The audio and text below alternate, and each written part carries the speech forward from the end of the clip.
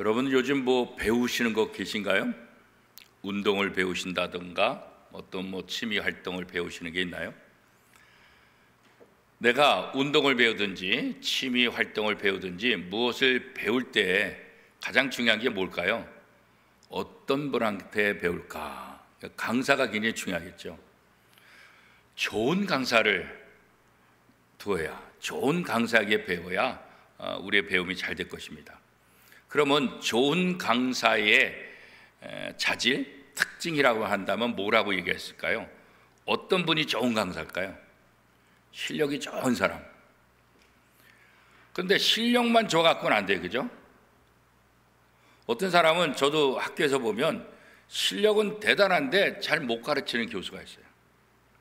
근데 이 교수보다는 실력은 뛰어나지 못한데 굉장히 잘 가르치는 사람이 있어요. 참 신기하죠, 그죠? 그러니까 그 사람의, 우리가 학원 어디에 보면 그 사람의 학력들이 쭉 나오잖아요. 학력을 보고 우리가 많이 가잖아요. 근데 학력 때문에 갔는데 실망할 게 어디 있어요? 근데 어떤 사람은 학력을 보면 별 볼 일 없는데 실제로 배워보니까 와, 잘 가르친다, 또 이런 모습이 있을 수 있죠. 그러니까 좋은 강사, 잘 가르친다, 이것은 뭐냐면 자기가 가르치는 것에 대해서 완전히 이해가 돼야 되겠죠. 내가 가르치는 운동이든지 취미든지 그것을 가르치는 사람이 정확하게 이해하고 잘 알아야만 제대로 가르칠 수 있게 되는 거죠, 그죠? 그러니까 내가 잘 알지 못하면서 가르치려고 하면 이게 이상한 거야. 예전에 보면 본인이 피아노 바이엘을 배우면서 또 이렇게 가르치는 그런 분이 계셨어요. 제가 전도사로 있었던 교회 분이 바로 그런 분이에요. 본인이 다른 분한테 가서 배우면서 학원을 차려가지고 아이들, 초등학교 아이들을 가르치는 거예요. 굉장히 열심히 하긴 하는데, 아무튼 내가 배운 대로 또 이해한 대로 잘 가르칠 수 있는 거, 이게 이제 굉장히 중요한데, 내가 이해하지 못하고 내가 제대로 습득하지 못하면 가르치는 것이 이제 잘못될 수 있어요. 예수님께서 많은 사람들에게 하늘나라 복음에 대해서 가르치죠. 많은 사람이 들었어요. 오늘 본문에도 보면 이렇게 예수님의 말씀을 들은 사람들을 향해서 예수님께서 질문하시잖아요. 어떤 질문을 하고 있어요? 2절 말씀, 51절 말씀 같이 한번 읽어볼까요? 시작. 이 모든 것을 깨달았느냐 하시니 대답하되 그러하오니다. 그러니까 다 가르친 다음에 이 모든 것 깨달았냐 이렇게 질문하셨어요. 그랬더니 회중들이 뭐라고 했어요? 예, 다 깨달았어요. 그렇게. 그러니까 예수님께서 그들을 향해서 다시 한번 말씀하시죠. 52절 말씀 같이 한번 읽겠습니다. 52절 시작. 예수께서 이르시되 그러므로 천국의 제자된 서기관마다 마치 새 것과 옛 것을 그 곳간에서 내오는 집주인과 같으니라. 이 마태복음 13장 52절 이 말씀에 보면 예수 그리스도의 말씀을 따라다니는 무리들을 향해서 뭐라고 규정을 하냐면 제자들이다, 이렇게 이제 규정을 하고 있어요, 그죠? 이 제자라는 말, 헬라어로는 마테타이, 또 마데테스, 그런데 이제 오늘 본문에는 이제 마테타이라는 헬라어를 사용했고, 이 제자라는 히브리어는 뭐라고 얘기하냐면 탈미딤, 탈미딤. 근데 이 히브리적인 사고에서 이렇게 바라볼 때 이 제자가 뭐냐? 단순히 선생님이 가르쳐 주는 것을 배우는 사람, 이렇게 말하고 있잖아요. 히브리어에서 이 제자라는 말은 스승의 것을 자기 것으로 만들고 또 스승과 똑같이, 그러니까 내게 가르침을 준 선생님의 말씀을 내 삶 속에 그대로 실천하는 사람, 그 사람이 제자다, 그런 거예요. 근데 요즘은 일반적으로 그냥 제자 그럼 뭐요? 가르침을 받는 사람을 그냥 제자라고 하잖아요. 근데 히브리적 개념에서 제자는 그거 아니에요. 가르침을 받았다고 한다면 그 가르침을 삶 속에 실천하는 그 사람이어야 그 사람이 제자다, 이렇게 이제 히브리적인 관점에서는 그렇게 얘기를 하고 있는 거죠. 그래서 2000년 전 1세기 당시에 히브리 사람들의 풍습 가운데에는 만약에 어떤 스승이 제자가 다른 사람들에게 내가 배운 것을 가르칠 때는 내 것으로 얘기하는 것도 중요하지만 더 중요한 것은 뭐냐면 내가 내 스승 누구로부터 이렇게 배웠다. 그러니까 자기가 배운 것을 자랑하는 것도 중요하지만 이것은 나의 스승님 누구로부터 배운 것이다. 그러니까 자기의 가르침을 통해서 누구를 드러내는 거예요? 자기에게 바른 가르침을 가르쳐 주신 스승을 드러내는 거예요. 스승. 그러니까 참된 제자는 자기의 스승을 드러내는 거예요. 이렇게 내가 좋은 선생님으로부터 훈련받아서 내가 지금 이렇게 삶을 산다. 그래서 참된 제자는 바로 자기의 스승을 드러내는 거다. 이렇게 이제 얘기할 수 있죠. 그러니까 결과적으로 자기의 이야기가 아니라 자신의 스승, 이것은 내 것이라 아니라 내 스승으로부터 내가 배우고 내 스승님이 내게 가르쳐 주신 것이다. 그러니까 결국 내가 이런 말을 할 때는 뭐를 거는 거예요? 자기 스승의 이름을 걸고 말하는 거예요. 스승의. 그러니까 함부로 말하거나 함부로 삶을 살아서는 안 돼요. 그러면 어떻게 돼요? 내게 가르침을 주신 그 스승님이 다른 사람들에게 오해할 때고 다른 사람들에게 욕을 먹을 수 있게 된다는 거예요.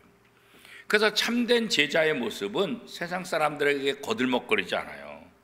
절대로 교만하지 않아요. 스승에게 폐가 되는 그런 일들을 하지 않아요. 그죠? 나를 통해서 내 스승이 욕먹는 거, 이거 원치 않는 거죠. 그래서 참된 제자들은 자기 스승의 가르침을 자신의 삶 속에서 잘 적용해서 자신의 스승의 이름을 높이는 역할을 하는 것이 제자다, 그런 거예요.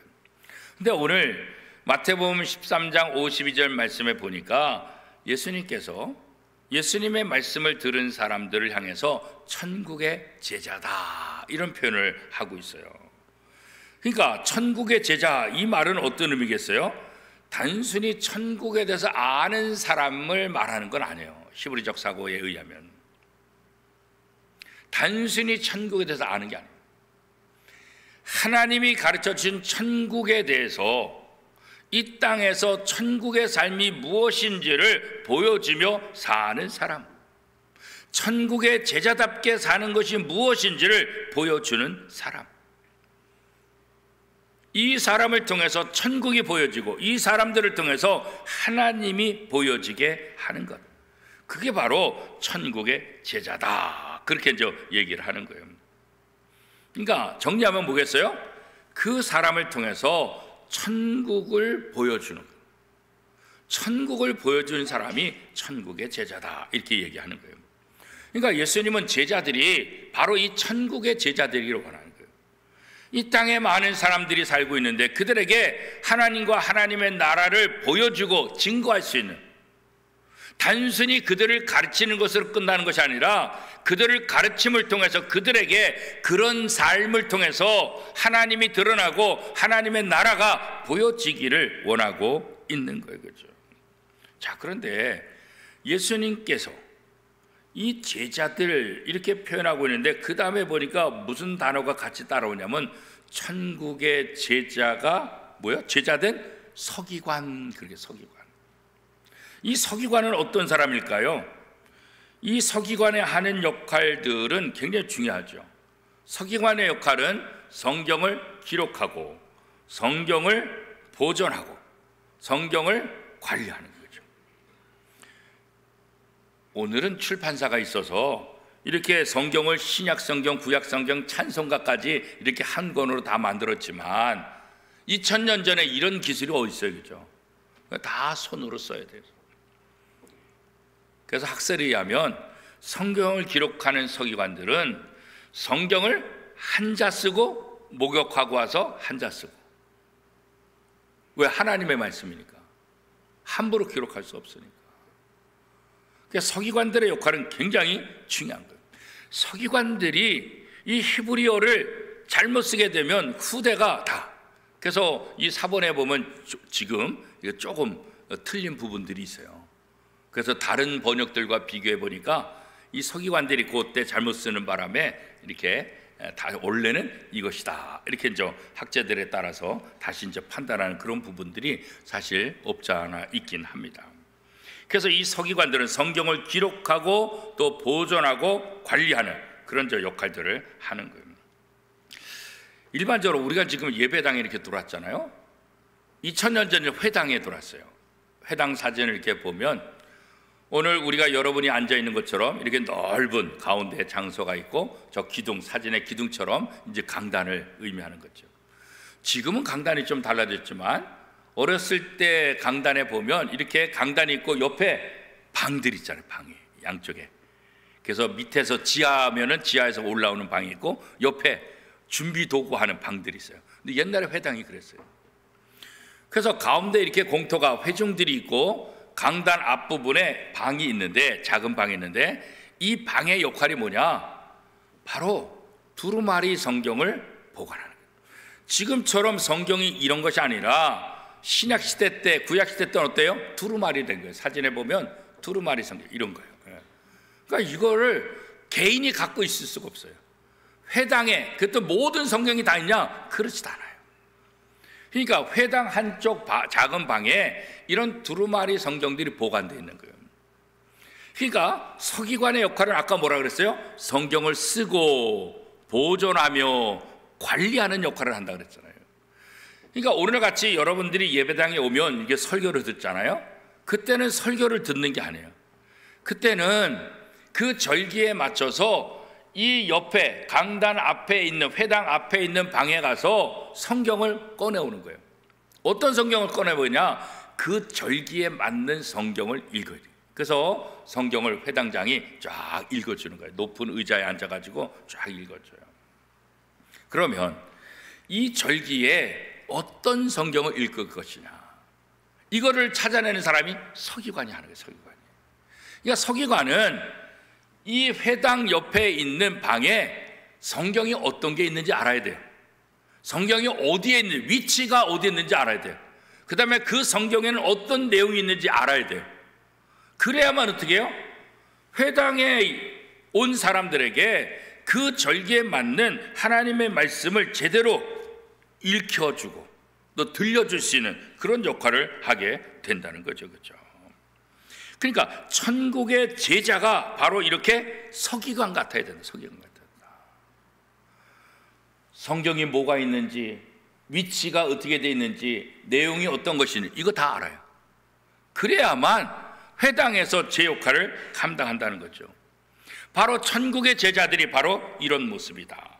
그러면서 또 하나 얘기를 하고 있는데 그게 뭐냐면 마치 새 것과 옛 것을 그 곳간에서 내오는 집주인과 같으니라 이렇게 말하고 있습니다. 잔치를 벌이면 뭐니 해도 오는 사람이 있어야 되고 그 다음에 음식이 중요하잖아요. 잔치를 벌여놓고 음식이 없으면 안 되잖아요. 그렇죠? 그래서 목회를 하면서 호남 지역에 장례식이 있고 결혼식이 있고 그렇게 가면 호남 지역에서는 꼭 나오는 게 있어요. 뭐가 나올까요? 홍어. 삼합 홍어회.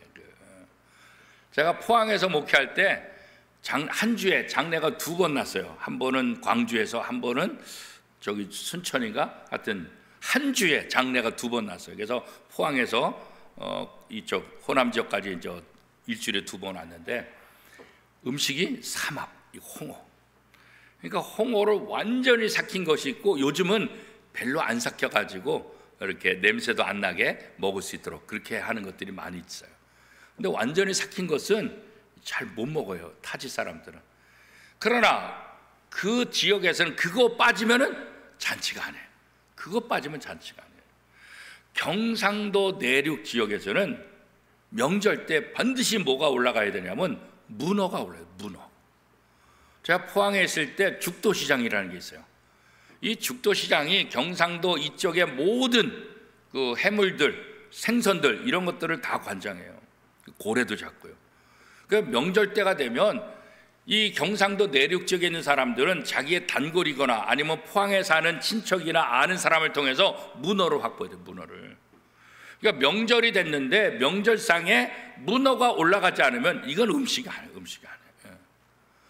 이만큼 각 지역마다 굉장히 중요한 것이 있어요. 2000년 전 이스라엘 사람들이 잔치를 벌이는데 반드시 있어야 될 게 뭐냐? 뭐가 반드시 있어야 될까요? 포도주예요. 포도주. 포도주가 없으면 이건 잔치가 안 되는 거예요.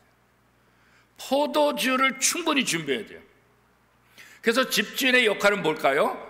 오늘 이 잔치에 사람들이 몇 명이 올까? 이걸 파악해야 되겠죠. 사실 우리나라 잔치는 몇 명이 올지를 알 수가 없어. 그렇죠? 몇 명이 올지를.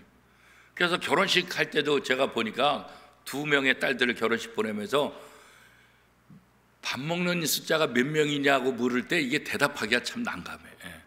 도대체 몇 명이 올지 알 수가 없어. 왕창 많이 온다고 신청했다가 사람이 안 오면은 신청한 것 돈 다 내야 돼요. 요즘은요, 예식장이. 그 다음에 너무 적게 신청하면 이게 또 문제가 돼. 그래서 하객 숫자가 몇 명이니까 이게 하여튼 제일 골치 아프더라고, 이게. 근데 외국은 그렇지 않아요. 초대하는 사람이 정확히 정해져 있어요. 초대받은 사람만 가. 그러니까 밴쿠버에 있을 때 결혼식에 한번 참여했는데 초대받았어요. 딱 가면 자기 이름이 딱 써 있어. 그러니까 초대받지 않은 사람은 못 들어가요. 초대받은 사람만 가요. 지난주 토요일 날, 어제 말고 그 전 토요일 날 제 친구 딸 결혼식이 있어요. 그런데 외국에서 살고 외국에서 영국에서 이제 교사를 하다 보니까 이게 시댁도 다 호주 사람, 호주 시민권자인데 그러다 보니까 스몰 웨딩을 하게 된 거예요. 그래서 많은 사람을 부르지 못하고 몇 명만 이렇게 이제 초대를 하게 된 거예요. 그러면 이제 정확히 알잖아요. 그러니까 외국 사람들은 음식을 준비할 때 그래도 좀 나긴 나요. 근데 아무튼 우리나라 같은 경우와 이스라엘 같은 경우도 이게 참 쉽지가 않아요. 몇 명이 올지 이게 문제예요. 몇 명이 오는지 알아야 포도주를 준비하고 음식을 준비하는데, 그 다음에 포도주는 오래된 포도주가 있고 새 포도주가 있어요. 그러니까 새 포도주는 그냥 뭐 대충 아는 사람들 오면 그냥 새 포도주를 해.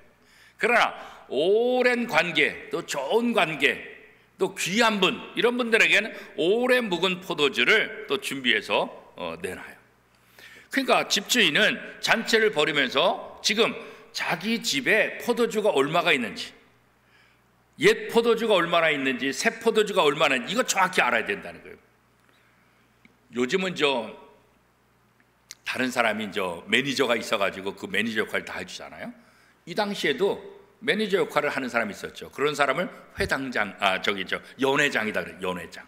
그 연회장이 주인을 대신해서 모든 거. 그러니까 연회장이 되려면 이 모든 상황을 다 알아야 돼요. 서기관이 지금 이 회당에 어떤 성경이 있는지, 그 성경이 어느 위치에 있는지, 지금 이 절기에 어떤 성경을 읽어야 되는지 알아야 서기관의 역할을 제대로 하는 것처럼 잔치를 벌이는 집주인이나 연회장은 지금 사람들을 알아야 돼요.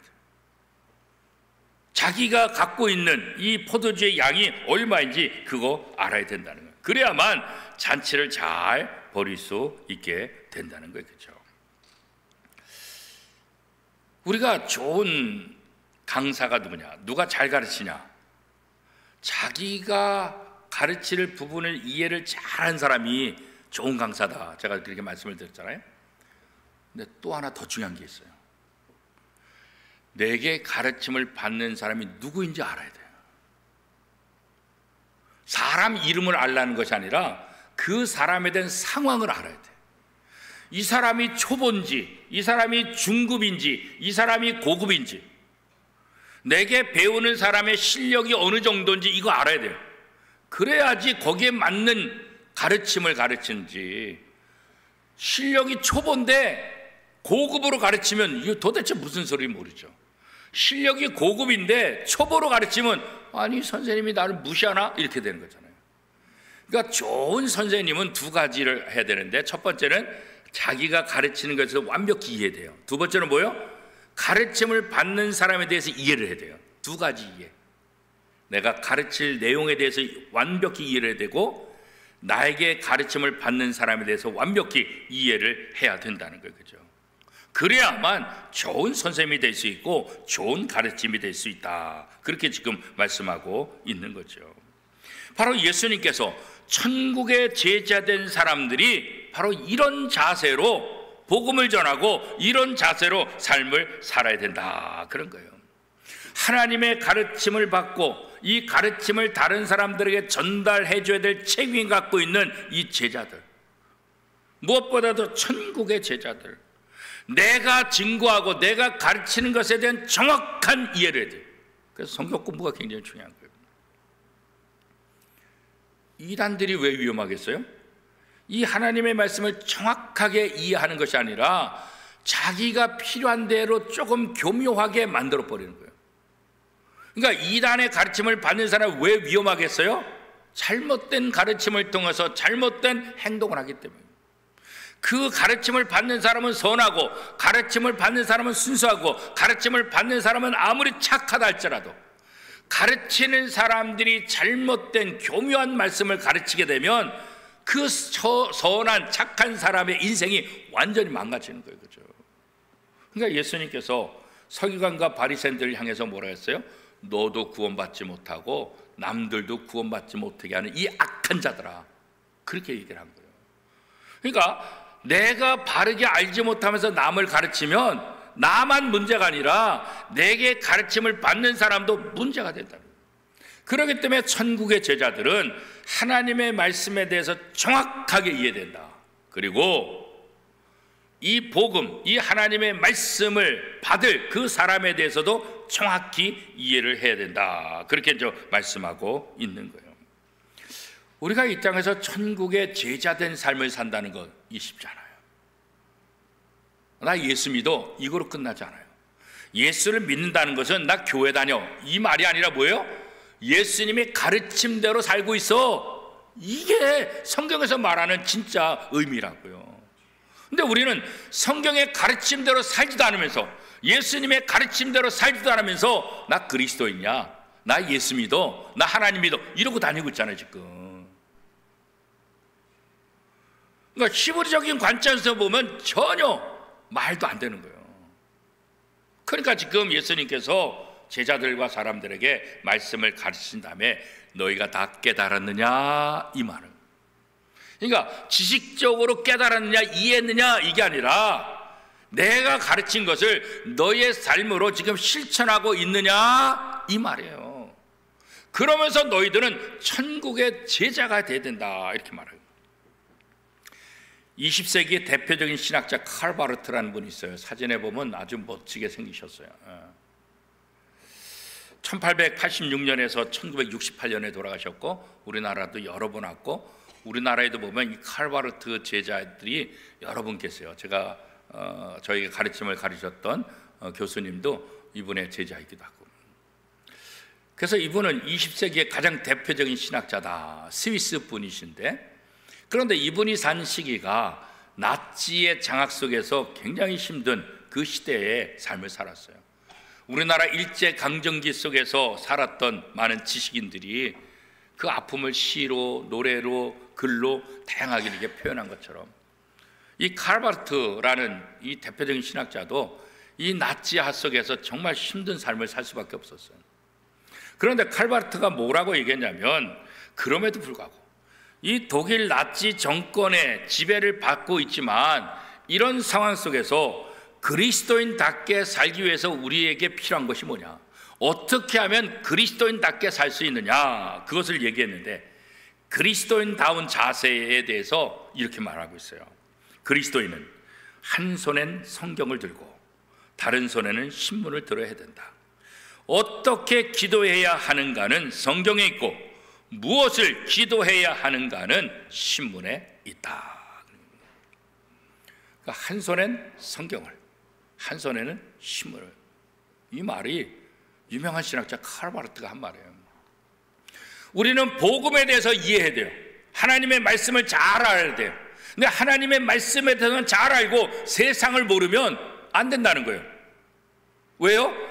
이 복음을 알았으면 이 복음 아는 것을 어떻게 써야 되는 거예요? 세상에 전해야 될 책임이 있잖아요. 세상에 이 복음을 세상에 전해야 될 책임이 있다고요. 근데 복음만 알지, 성경만 알지 세상을 모르면 어떻게 전해야 될지 모르는 거예요.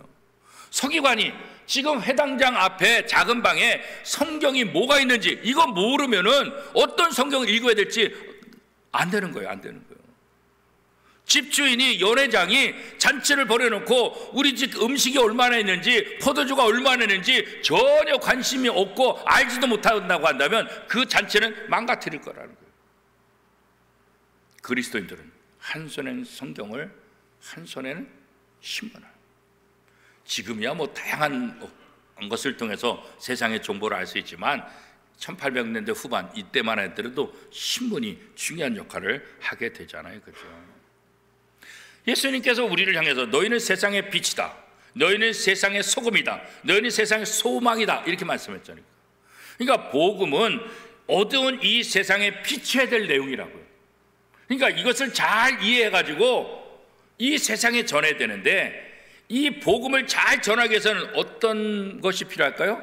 세상에 대해서 알아야 돼요. 세상에. 내가 복음을 전할 전도 대상자, 그 대상자에 대해서 잘 알아야 복음을 제대로 전할 수 있지, 전도 대상자에 대해 모르면 그냥 피상적인 복음만 전할 수 있다고요. 그러나 그 대상자에 대해 정확히 알면 그 대상자의 상황을 통해서 성경 구절도 다르게 말할 수 있고 얘기도 다르게 얘기할 수가 있게 된다는 거죠. 그죠? 그래서 이 세상을 어떻게 하냐? 이 칼바르트 시대는 이 신문을 통해서 알 수 있다. 바로 신문은 세상을 보는 눈이다. 그래서 그리스도인들은 성경만 읽어서는 안 되고 세상을 알아야 된다. 그래서 세상을 아는 방법이 뭐냐? 세상을 보는 눈이 뭐냐? 신문이다. 이렇게 이제 얘기를 하는 거예요. 결국 한 손엔 성경, 한 손엔 신문. 이 말은 뭐예요? 균형 잡힌 시각을 우리에게 원하고 있는 거예요. 오늘 우리도 마찬가지예요.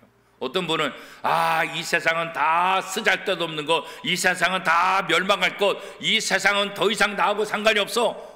그래가지고 혼자만 하나님과의 관계만 하고 세상 사람도 만나지 않고 세상의 모든 것 거부하면 이게 정말 경건한 거냐? 경건한 게 아니에요. 경건한 삶은 하나님의 말씀을 내가 잘 이해하고 이해한 것을 이 세상에 전달할 책임을 갖고 이 사명을 감당하는 것, 그게 바로 경건한 사람이라는 거죠. 그래서 목사도 마찬가지예요. 설교를 하려면 성경만 공부해서는 안 돼요. 지금 이 시기에 어떤 시기를 지나고 있는가? 지금 어떤 계절인가?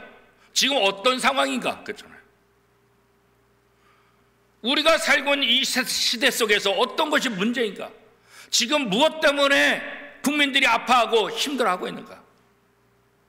그런 부분을 알아야 성경을 통해서 이것을 치유하고 성경을 통해서 대안을 얘기하고 성경을 통해서 힘을 주는 것 아니겠어요? 그렇죠? 그래서 목사는 세상을 잘 알아야 돼요. 세상을 모르면 하나님의 말씀을 제대로 전할 수가 없게 되는 거예요. 그렇죠? 그래서 한 손엔 성경, 한 손엔 신문. 이건 균형 잡힌 시각이 우리에게 필요해요. 오늘 우리도 마찬가지예요. 우리가 천국의 제자라고 한다면 하나님의 말씀에 대해서 누구보다도 열심히 공부하고 열심히 잘 알아야 돼요. 또 하나, 우리가 살고 있는 세상에 대해서도 알아야 돼요. 이 세상은 우주를 말할 수도 있지만 내가 복음을 전할 대상자, 불신자, 그들을 얘기할 수도 있어요. 참된 제자는 다른 것 아니에요. 하나님의 말씀을 이 세상 사람들에게 보여주는 거예요. 예수님께서 제자들을 통해서 하나님의 나라가 세상에 보여주기를 원하는 것처럼, 그래서 제자들을 향해서 너희가 천국의 제자다 이렇게 말씀한 것처럼 오늘 하나님은 저와 여러분이 천국의 제자가 되기를 원합니다. 주일마다 매일같이 하나님의 말씀을 잘 배우고 읽고 공부해서 우리의 삶을 통해서 세상에 하나님과 하나님의 나라를 보여주는 삶, 이게 바로 천국의 제자의 모습이고 천국의 제자다운 삶을 사는 사람이다.